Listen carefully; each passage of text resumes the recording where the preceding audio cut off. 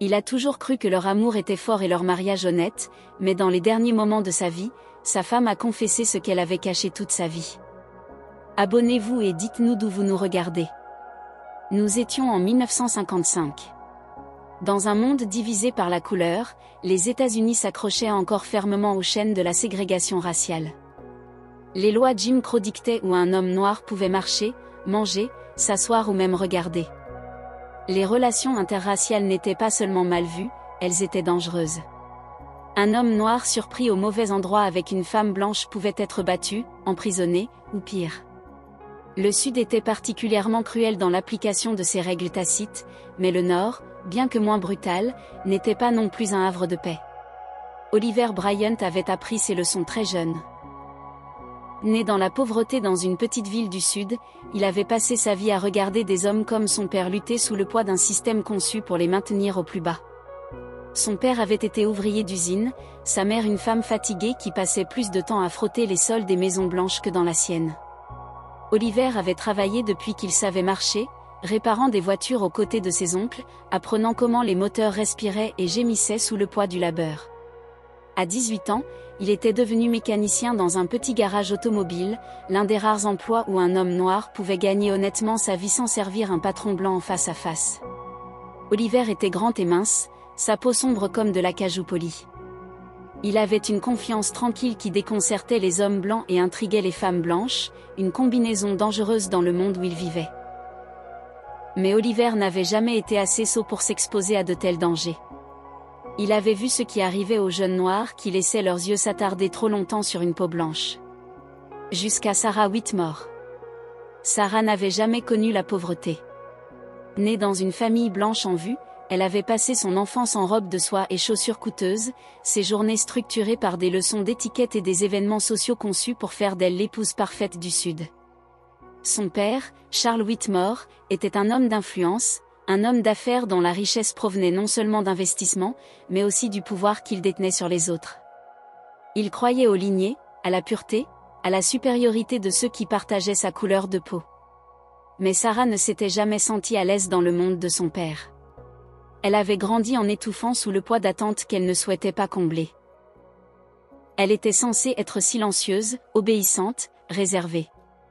Au lieu de cela, elle était curieuse, agitée, toujours à la recherche de quelque chose au-delà de la vie parfaite qui lui était tracée. La nuit où elle rencontra Oliver, elle avait 18 ans. La chaleur de l'été collait à sa peau alors qu'elle enfilait une robe qu'on lui avait dit être trop audacieuse, trop révélatrice. L'air sentait le whisky et la fumée de cigarettes lorsqu'elle entra dans le sous-sol faiblement éclairé où jouait la musique de la rébellion. Le jazz, doux et électrique, ses notes s'enroulant autour des bords de la ségrégation comme un murmure de défi. La fête était l'un des rares endroits où les lignes de couleur s'estompaient. Des jeunes, noirs, blancs et tout ce qu'il y avait entre les deux, se réunissaient en secret, partageant des verres, des rires et des regards qui ne pourraient jamais être échangés en plein jour. C'est là qu'Oliver la vit pour la première fois. Elle ne ressemblait en rien aux femmes blanches dont on l'avait mis en garde. Il n'y avait pas de peur dans ses yeux quand elle croisa son regard, aucune hésitation dans sa façon de se diriger vers lui. Ses cheveux blonds tombaient en cascade sur ses épaules, ses yeux bleus s'illuminaient de quelque chose de dangereux, la curiosité, l'excitation, le défi. Elle lui demanda son nom. Il hésita. Elle sourit, et soudain, Oliver se retrouva à parler, sa voix basse et prudente, comme s'ils testaient l'air entre eux. Ils parlèrent pendant des heures, leurs mots se glissant facilement dans l'espace qui les séparait. Elle était fascinée par le monde d'où il venait, sa façon de parler, sa façon de penser. Il était méfiant mais intrigué par son audace, par la façon dont elle semblait insensible à la peur qui gouvernait sa propre vie. C'était enivrant.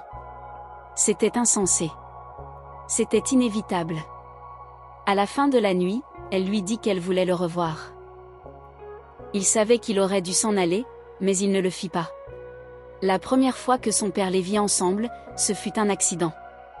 Oliver travaillait tard au garage quand Sarah apparut au bord du garage, sa peau pâle illuminée par la lueur du lampadaire.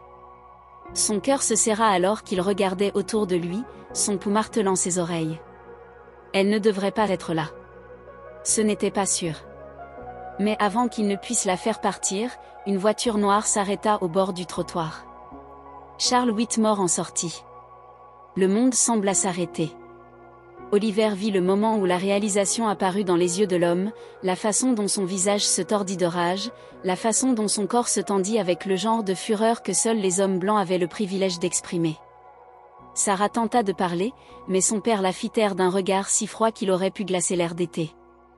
Puis, sans un autre mot, il la saisit par le bras et l'entraîna. Oliver ne bougea pas. Il savait qu'il ne fallait pas suivre.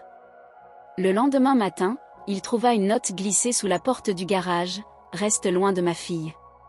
Ce n'était pas un avertissement. C'était une menace. Et pour la première fois de sa vie, Oliver réalisa qu'il n'avait pas peur des hommes blancs comme Charles Whitmore. Il avait peur de ce qu'il était prêt à risquer pour Sarah. Les semaines suivantes furent un enfer. Il fut interdit à Sarah de quitter la maison. Chacun de ses mouvements était surveillé, chaque appel téléphonique écouté. Son père refusait de lui parler, comme si reconnaître son existence pouvait le souiller d'une manière ou d'une autre. Sa mère ne disait rien, se contentant de la regarder avec des yeux indéchiffrables. Sarah tenta de se battre. Elle argumenta, elle cria, elle supplia, mais la volonté de son père faisait loi, et aucun tribunal ne se rangerait du côté d'une fille qui osait défier l'homme qui possédait son monde. Et pourtant, elle trouva un moyen. Une lettre glissée dans la poche d'un livreur, un murmure à l'oreille d'une domestique qui avait autrefois connu un amour au-delà des lignes de couleur, un rendez-vous tard dans la nuit quand le monde dormait. Elle retrouva Oliver, et cette fois, elle lui dit ce qu'il savait déjà, son père ne les laisserait jamais être ensemble. Mais elle avait fait son choix, et elle l'avait choisi lui. C'était une décision imprudente, dangereuse. Une femme blanche s'enfuyant avec un homme noir n'était pas seulement scandaleux, c'était criminel. Il n'y aurait aucune pitié, aucune compréhension, aucun pardon. Mais l'amour ne s'était jamais soucié des lois.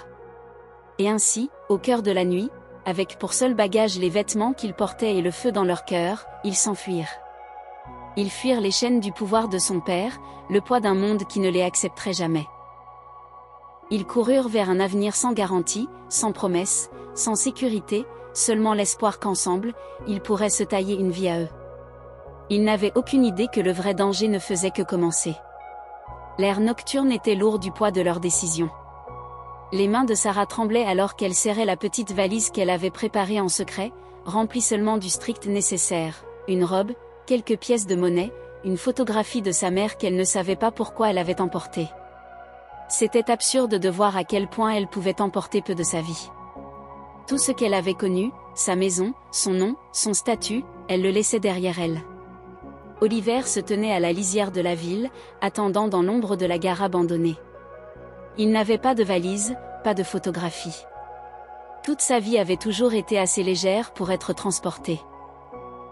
Quand elle le vit, elle voulut courir vers lui, se jeter dans ses bras et laisser la peur s'envoler.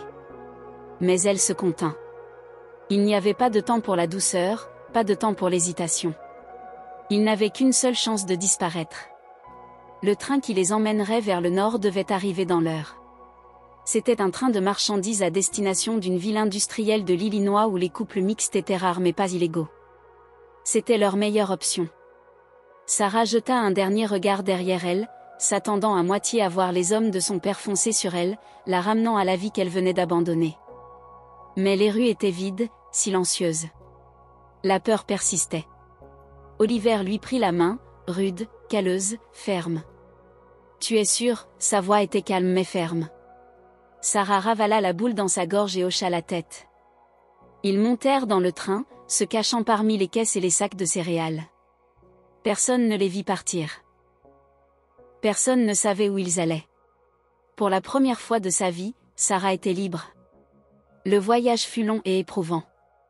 Ils voyagèrent dans l'obscurité, leur corps raidi par la position accroupie dans l'espace étroit entre les caisses.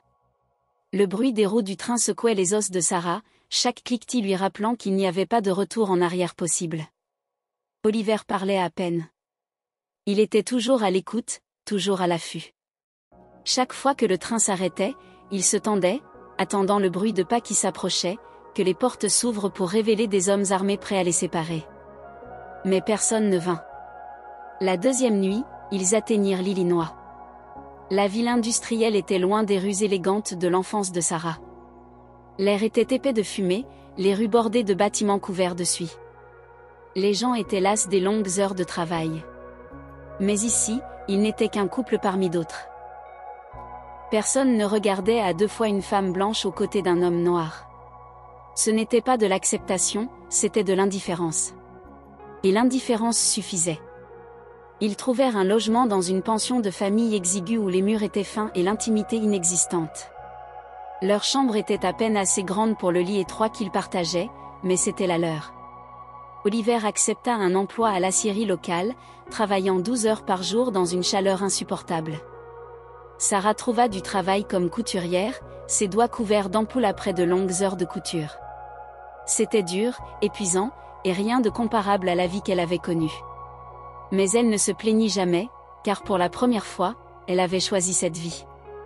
Le mariage eut lieu dans une petite église à la périphérie de la ville. Il n'y avait pas d'invités, pas de fleurs, pas de musique, juste d'eux et un prédicateur qui les regardait à peine en marmonnant les vœux. Il n'y avait pas d'alliance, pas de célébration, juste un échange tranquille de promesses, prononcées non pas pour le monde, mais l'un pour l'autre. À la fin de la cérémonie, Sarah se tenait devant l'église, regardant le ciel, sentant le poids du moment s'installer dans sa poitrine. Elle n'était plus Sarah Whitmore, fille de privilégiée. Elle était Sarah Bryant, épouse d'un homme noir dans un monde qui ne les accepterait jamais pleinement. Et pourtant, elle se sentait plus légère que jamais. La première année de mariage fut une épreuve. La ville industrielle était plus sûre que le sud, mais cela ne signifiait pas qu'elle était bienveillante. Les collègues d'Oliver gardaient leur distance, ne sachant que penser de l'homme qui avait une femme blanche. Les femmes de la ville regardaient Sarah avec des yeux méfiants, ne sachant pas si elle était perdue, confuse ou simplement stupide. Ils étaient tolérés, mais jamais accueillis. L'argent manquait toujours. Certains soirs, ils se couchaient le ventre vide. Sarah apprit à raccommoder les vêtements jusqu'à ce qu'ils soient plus faits de couture que de tissu. Oliver apprit à étirer chaque dollar, négociant des restes au marché, faisant des heures supplémentaires jusqu'à ce que son corps lui fasse mal. Mais ils endurèrent, car l'amour les avait menés jusqu'ici. Et pourtant, l'amour n'effaçait pas la peur. Le père de Sarah ne l'avait pas oublié. Des lettres arrivaient à la pension, chacune plus froide que la précédente. La première était une exigence, rentre à la maison maintenant. La deuxième était un avertissement, tu ne comprends pas ce que tu as fait. La troisième était une menace, tu le regretteras. Sarah les brûla toutes, mais la peur demeurait. Son père n'était pas un homme qui acceptait la défaite. Un jour, il la trouverait, et elle ne savait pas ce qu'il ferait alors. Cette peur s'insinua dans ses rêves. Elle murmurait à l'arrière de son esprit quand elle marchait au marché, quand elle voyait des hommes en costume la regarder trop longtemps, quand elle entendait des pas derrière elle la nuit. Et ainsi, sans le dire à Oliver, elle commença à économiser de l'argent. Au début, ce n'était que quelques pièces glissées sous le matelas. Puis quelques billets cachés dans l'ourlet de sa robe. Elle se disait que ce n'était rien, juste une précaution, une habitude née de la peur, pas du doute. Mais au fond d'elle, elle connaissait la vérité. Elle avait choisi Oliver, mais une partie d'elle craignait toujours qu'un jour, elle doive le laisser derrière elle. Les années passèrent, et la vie dans la ville industrielle s'installa dans une routine. Ce ne fut jamais facile, jamais vraiment confortable, mais c'était la leur. Oliver travaillait jusqu'à l'épuisement, rentrant chaque soir avec les muscles endoloris et les mains tachées de suie. Sarah cousait des vêtements jusqu'à ce que ses doigts saignent, ses mains autrefois délicates maintenant rugueuses de callosité. Ils construisirent une vie ensemble, pièce par fragile pièce. Et puis le premier enfant arriva. Sarah n'avait jamais été aussi terrifiée. Elle s'était attendue à de la joie, avait imaginé le moment où elle placerait son nouveau-né dans les bras d'Oliver et sentirait la chaleur de leur famille s'agrandir. Mais quand elle vit le petit garçon enveloppé dans des couvertures, elle ressentit tout autre chose. De la culpabilité. Parce qu'en regardant son fils, elle ne pouvait s'empêcher de penser à l'enfant qu'elle avait abandonné. Elle avait 17 ans, une autre fille dans une autre vie. Sa famille avait gardé la grossesse secrète, la cachant derrière des portes closes, disant aux amis et à la famille qu'elle était tombée malade, qu'elle avait besoin de repos. On ne lui avait jamais donné le choix. Quand le bébé naquit, un garçon, tout comme celui-ci, on lui permit à peine de le tenir avant qu'il ne soit emporté. Son père avait tout arrangé, une adoption discrète, un paiement discret pour s'assurer qu'il n'y aurait pas de dossier, pas de lien avec le nom Whitmore. Sarah avait pleuré pendant des semaines, mais avec le temps, elle avait appris à faire taire la douleur. Elle s'était dit que c'était pour le mieux, que l'enfant aurait une vie meilleure sans elle, sans le fardeau du scandale. Et puis elle avait rencontré Oliver, et elle avait enfoui ce passé sous une nouvelle vie, un nouvel amour. Mais maintenant, tenant son nouveau-né dans ses bras, le passé remontait à la surface. Elle avait un autre enfant, quelque part, un fils qui avait été perdu avant même d'avoir une chance de la connaître. Elle ne le dit jamais à Oliver. Elle ne pouvait pas. Le poids de ce secret s'installa dans ses os, une culpabilité silencieuse et rongeante qui ne la quitta jamais complètement. Leur fils, Isaac, grandit vite. Sa peau était un riche mélange des couleurs de ses parents, ses yeux vifs comme ceux de son père, son sourire doux comme celui de sa mère. Il était la première chose qu'ils avaient vraiment construite ensemble, un témoignage vivant et vibrant de leur amour. Et pourtant, Sarah ne pouvait se défaire du sentiment qu'il manquait quelque chose. Elle rêvait de l'enfant qu'elle avait abandonné. Elle se demandait s'il ressemblait à Isaac, s'il avait son nez, s'il avait le regard stable d'Oliver. Elle se demandait s'il pensait parfois à la mère qu'il n'avait jamais connue. Elle n'en parla jamais. Au lieu de cela, elle l'enfouit plus profondément et se consacra à Isaac, à Oliver, à leur vie. Mais le passé avait une façon de revenir, même quand on essayait de lui échapper. Les années passèrent et un autre enfant arriva, Margaret. Elle fut sauvage dès le début, bruyante et sans peur, son rire remplissant les petites pièces de leur pension. Elle n'avait rien de la douceur de sa mère, rien du calme de son père. Elle était une force en soi, une tempête dans le corps d'une petite fille. Sarah l'adorait, mais avec chaque année qui passait, le secret devenait plus lourd. Elle imaginait le garçon, maintenant un jeune homme, vivant dans une ville inconnue, peut-être dans une maison semblable à la leur, se demandant peut-être qui il était. Elle priait pour qu'on lui ait donné une bonne vie. Elle priait pour qu'il ne se soit jamais senti abandonné. Et elle priait pour qu'Oliver ne le découvre jamais. Mais les secrets ont le don de tout empoisonner. Sarah devint plus silencieuse, plus distante. Oliver le remarqua. Au début, il pensa que c'était l'épuisement. La parentalité était difficile, et leur vie n'était pas facile. Mais ensuite, il vit la façon dont elle fixait le lointain, perdue dans ses pensées, la façon dont elle hésitait avant de répondre aux questions sur son passé, la façon dont elle sursautait chaque fois que l'adoption était mentionnée, même en passant. Oliver n'était pas un homme qui fouinait. Il respectait le silence, comprenait que certaines blessures étaient trop profondes pour être touchées. Mais c'était différent. C'était sa femme, et elle lui échappait. Une nuit, longtemps après que les enfants se soient couchés, il la trouva assise à la petite table en bois de leur cuisine, fixant un morceau de tissu déchiré sur ses genoux. Elle ne le remarqua pas au début, et pour la première fois de leur mariage, Oliver sentit une distance entre eux qui le terrifia. Il y avait des choses qu'elle ne lui disait pas, des choses qu'elle ne lui dirait jamais. Et pour la première fois, il se demanda s'il connaissait vraiment sa femme. Sarah avait toujours su que le mariage n'était pas le conte de fées que les livres et les films dépeignaient. Elle avait su, même enfant, que l'amour et la survie étaient souvent deux choses distinctes. Mais elle ne s'était jamais attendue à vivre un mariage bâti sur les deux. Oliver était un bon mari. Il était stable, patient, fiable. Il travaillait dur pour subvenir à ses besoins et à ceux des enfants, ne se plaignant jamais de l'épuisement qui accompagnait les journées de 12 heures à la scierie. Et il l'aimait, elle n'en avait aucun doute. Mais elle portait un secret plus lourd que n'importe quel amour ne pouvait alléger. Car lorsqu'elle l'avait épousé, elle ne l'avait pas fait par amour. Elle l'avait fait par peur. Elle avait grandi en sachant que son père choisirait son mari pour elle. C'était ainsi que cela se faisait dans les familles comme la sienne, de vieil argent du Sud, des lignées remontant à la richesse coloniale. Les femmes ne choisissaient pas, elles étaient choisies. Son père avait passé des années à la préparer au mariage, lui présentant les fils de banquiers, d'avocats, d'hommes d'affaires. Il les avait alignés comme des chevaux de course, les inspectant pour leur pédigré, leur richesse, le bon type d'arrogance. Et elle avait joué le jeu. Elle avait souri, hoché la tête, les avait laissés lui prendre la main, la guider sur les parquets des salles de bal. Elle avait fait ce qu'on attendait d'elle. Jusqu'à Oliver. Jusqu'à ce qu'elle voie quelque chose de différent, un homme qui n'appartenait pas à son monde, un homme qui la fit remettre en question tout ce qu'on lui avait enseigné. Et elle avait couru vers lui, non pas parce qu'elle l'aimait, mais parce qu'elle était terrifiée par ce que sa vie deviendrait si elle ne le faisait pas. Cette prise de conscience la rendait malade.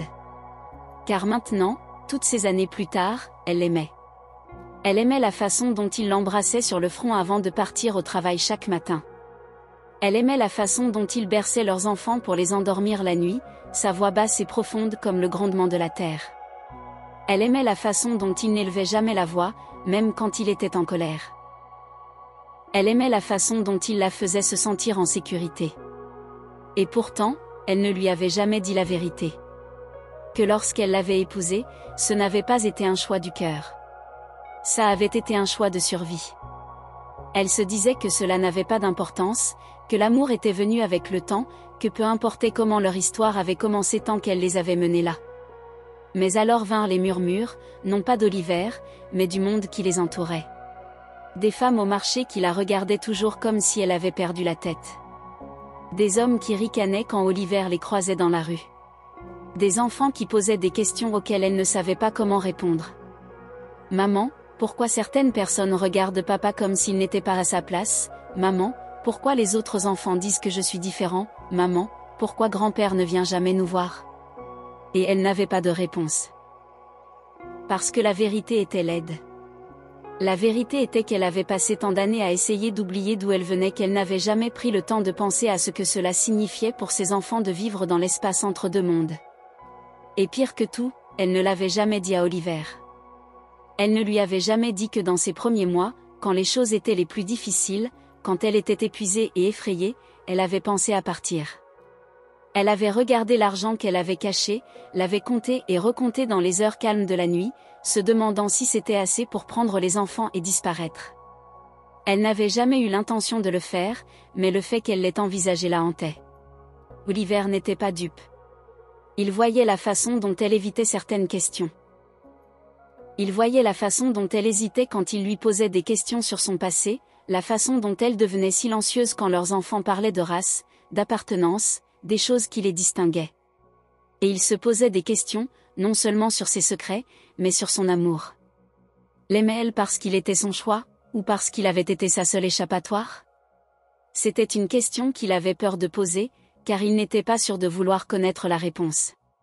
Sarah s'était convaincue que le passé était derrière elle. Elle avait construit une nouvelle vie, une famille, un foyer qui, bien que modeste, était sûr. Le monde extérieur les regardait toujours avec méfiance, mais à l'intérieur, ils avaient trouvé quelque chose qui s'apparentait à la paix. Mais la paix était fragile, et le passé avait une façon de revenir quand on s'y attendait le moins. La première lettre arriva un après-midi ordinaire. Elle fut glissée sous la porte pendant qu'elle faisait les courses, une fine enveloppe blanche posée sur le plancher en bois comme un fantôme d'une autre vie.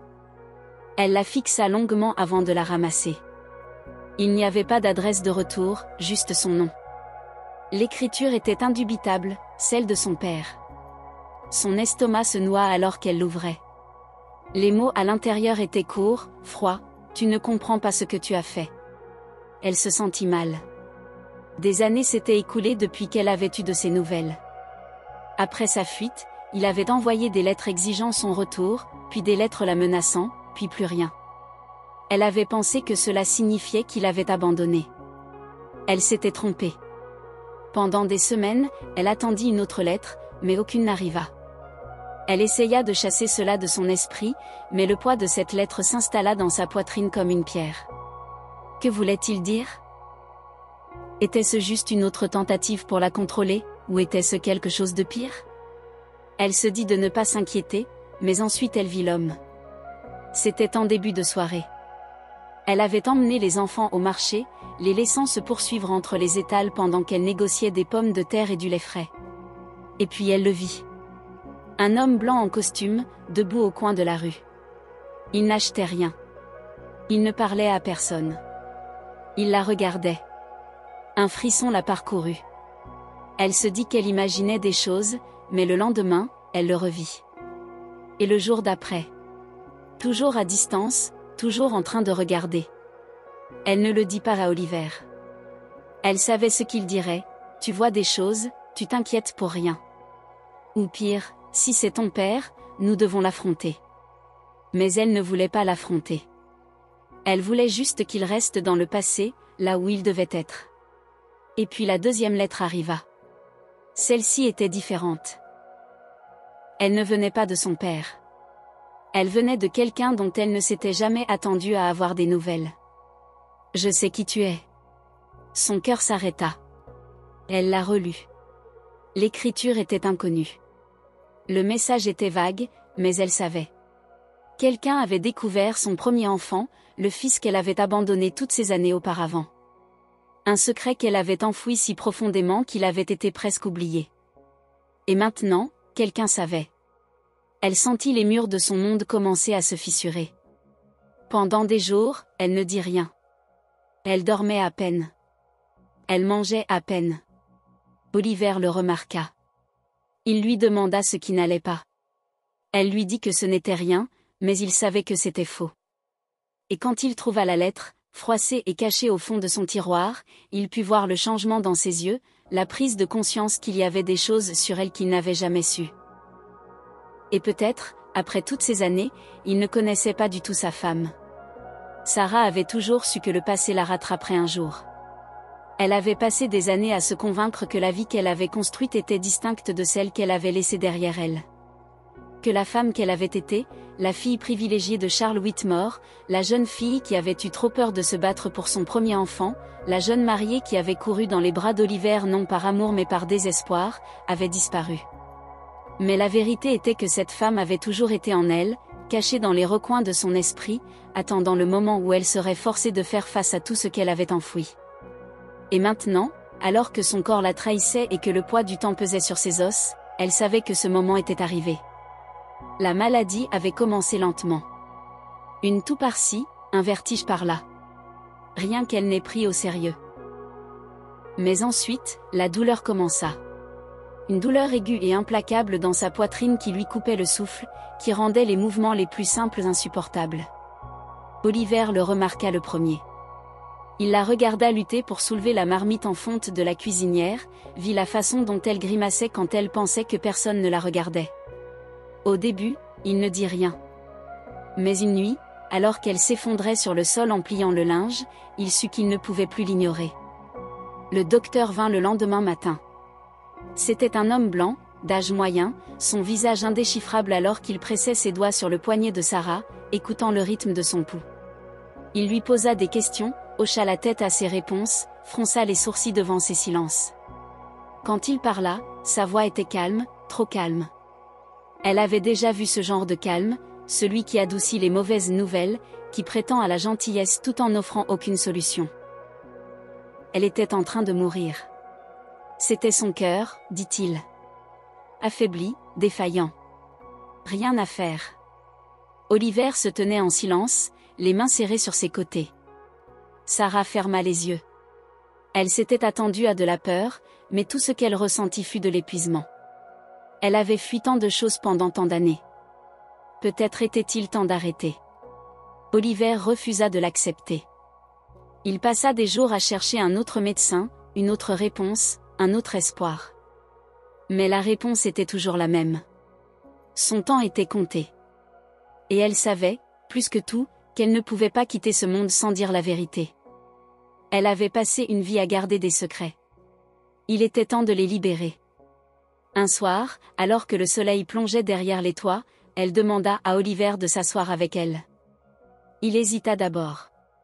Il y avait quelque chose de différent dans sa voix, quelque chose de final. Il avait peur, non pas qu'elle meure, mais de ce qu'elle allait dire. Elle lui raconta tout. L'argent qu'elle avait caché. Comment, dans les premières années de leur mariage, elle avait douté de lui, douté de leur vie ensemble, craint qu'un jour elle ait besoin de s'échapper. Elle lui parla de son premier enfant, le fils qu'elle avait abandonné, la vie qu'elle avait détruite. Elle lui parla de son père, comment même dans la mort il avait réussi à la hanter, comment elle n'avait jamais été vraiment libre de lui. Et finalement, elle lui dit la pire vérité de toutes. Qu'elle ne l'avait pas épousé par amour. Qu'elle l'avait épousé parce qu'elle avait eu peur, parce qu'il avait été son évasion, pas son choix. Oliver resta assis en silence. Elle ne pouvait pas lire son expression, ne pouvait pas dire s'il ressentait de la colère, de la douleur, ou rien du tout. Elle sentit les larmes couler sur ses joues, sentit le poids d'une vie de culpabilité pressée contre sa poitrine. Et puis elle lui dit la seule chose qu'elle savait être vraie. Que malgré tout, malgré les mensonges, les secrets, les erreurs, elle en était venue à l'aimer. Vraiment, profondément. Plus qu'elle ne s'en était jamais crue capable. Elle l'aimait, et elle espérait qu'à la fin, cela suffirait. Les jours s'estompèrent après cela. Oliver parlait peu. Il prenait soin d'elle. Il la tenait quand la douleur était trop forte, lui essuyait le front quand la fièvre montait, la portait au lit quand ses jambes ne pouvaient plus la soutenir. Mais il ne lui dit pas ce qu'il ressentait. Elle ne demanda pas. Elle n'avait pas besoin de savoir. Parce qu'à la fin, cela n'avait pas d'importance. Il était toujours là. Et pour elle, c'était suffisant. Une nuit, alors que le froid s'infiltrait dans la maison et que le poids de son corps devenait trop lourd à porter, elle sentit les bras d'Oliver autour d'elle. Il murmura quelque chose de si doux qu'elle l'entendit à peine. Et alors qu'elle fermait les yeux pour la dernière fois, elle sourit. Parce qu'elle sut à cet instant qu'il lui avait pardonné. Ou peut-être pas. Peut-être que cela n'avait pas d'importance. Peut-être que l'amour ne concernait pas la perfection. Peut-être s'agissait-il de choisir de rester, même quand ça faisait mal. Même quand le passé ne pouvait jamais être effacé. Même quand l'adieu était la seule chose qui restait à dire. La maison était trop silencieuse. Le genre de silence qui s'installe dans les murs, dans l'espace entre les respirations et le poids d'un corps qui ne se lèverait plus jamais. Sarah était partie, et Oliver était assis dans le silence de leur chambre, fixant l'espace vide à côté de lui, l'oreiller qui portait encore la plus faible empreinte de sa tête. Pendant des jours, il ne l'avait pas déplacée, comme si en le laissant intact, il pouvait se leurrer en croyant qu'elle était toujours là. Mais la vérité était inéluctable. Elle était partie. Et elle l'avait laissé avec une vie de secret. Sa confession avait brisé quelque chose en lui. Non pas parce qu'elle avait menti, mais parce qu'il n'avait jamais vraiment soupçonné. Pendant toutes les années qu'ils avaient passées ensemble, tous les moments qu'ils avaient partagés, il avait cru en elle, cru que leur amour avait toujours été réel, qu'il avait été construit sur la confiance, pas sur la nécessité. Et maintenant, il ne savait plus quoi croire. Leur vie avait-elle été un mensonge ? L'avait-elle jamais vraiment choisi, ou n'avait-il été qu'une échappatoire, un refuge, une issue à une vie qu'elle ne voulait pas ? Il avait passé toute sa vie à se battre pour être vu comme un homme, dans un monde qui le qualifiait de moins que rien, qui lui disait qu'il n'était jamais assez. Et maintenant, même à l'endroit qu'il avait appelé son foyer, même dans les bras de la femme qu'il avait aimée, il se demandait s'il avait jamais vraiment appartenu. Les lettres étaient toujours là. Celles de son père, jaunies par le temps, rangées dans le tiroir où elle les avait cachées. Les menaces, les avertissements. Et puis la dernière, celle qu'il avait brisée dans ces dernières semaines. Je sais qui tu es. Une écriture différente, une peur différente. Elle ne lui avait jamais dit ce que cela signifiait. Mais maintenant, il devait savoir. Il ouvrit le tiroir, ses doigts tremblants alors qu'il sortait la pile de vieux papiers, les dépliant un par un. La dernière lettre était brève, une seule phrase. Ton fils te cherche. Oliver se figea. La pièce bascula. Il relut les mots, le souffle coupé. Leur fils. Pas Isaac, pas Margaret. Celui qu'elle avait abandonné. Celui dont il n'avait jamais connu l'existence. Ses mains se resserrèrent sur le papier. Il y avait eu un autre enfant, une autre partie d'elle qu'elle lui avait cachée. Un fils qui était là, quelque part, à la recherche de réponses. Et maintenant, elle était partie, et il ne restait que des questions qui ne pourraient jamais trouver de réponse. Oliver resta assis dans le silence, fixant la lettre, la vérité d'une vie qu'il n'avait jamais vraiment connue. Et pour la première fois depuis la mort de Sarah, il se laissa pleurer. Pas seulement pour elle, mais pour la vie qu'ils avaient construite. Une vie qu'il avait crue réelle. Une vie dont il réalisait maintenant qu'elle était remplie de fantômes. La maison semblait différente sans elle. Ce n'était pas seulement le vide, l'absence de sa voix, le bruissement silencieux de ses mouvements lorsqu'elle pliait les vêtements ou fredonnait pour elle-même dans la cuisine. C'était quelque chose de plus profond. C'était le poids de toutes les choses non dites. Oliver avait passé des décennies à croire qu'il comprenait sa femme, à croire que l'amour qu'ils avaient construit était réel, inébranlable. Maintenant, dans les jours qui suivaient sa mort, cette croyance s'effritait comme du sable glissant entre ses doigts. Il était assis à la table de la cuisine, la lettre devant lui. « Ton fils te cherche. » Les mots semblaient une blessure qui ne cessait de saigner. Sarah avait porté cette vérité pendant des années. Elle l'avait laissée s'infecter en elle, la ronger, et elle ne lui avait jamais dit. Oliver serra les poings, fixant l'encre passée.